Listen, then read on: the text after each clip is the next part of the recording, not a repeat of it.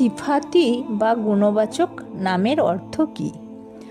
আল্লাহ তাআলার অনেকগুলো গুণাবলী রয়েছে, যেমন আদি হওয়া অর্থাৎ সব সময় হওয়া এবং সব সময় থাকা, জ্ঞানী হওয়া অর্থাৎ সর্ববিষয়ে জ্ঞাত হওয়া, ক্ষমতাবান অর্থাৎ যাবতীয় বিষয়ের উপর তার শক্তি ও ক্ষমতা থাকা, হাই অর্থাৎ চিরকাল জীবিত থাকা প্রভৃতি।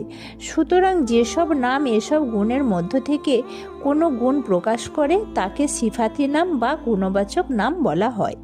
তার উদাহরণ এভাবে দেওয়া যেতে পারে, যেমন এক লোকের নাম জামিল, যা শুধু তার সত্তাগত হিসেবে চেনার জন্য রাখা হয়েছে।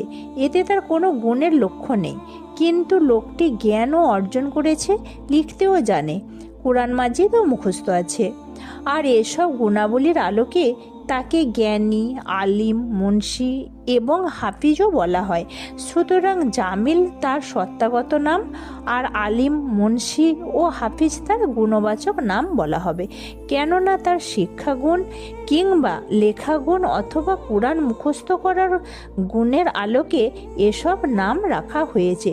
এমনিভাবে আল্লাহ শব্দটি হলো আল্লাহ তাআলার সত্তাগত নাম এবং ইসমে জাত, আর খালিক মানে স্রষ্টা, কাদির মানে শক্তিমান, আলিম মানে সর্বজ্ঞ, মালিক মানে সর্বাধিকারী প্রভৃতি হলো তার সিফাতি বা গুণগত নাম।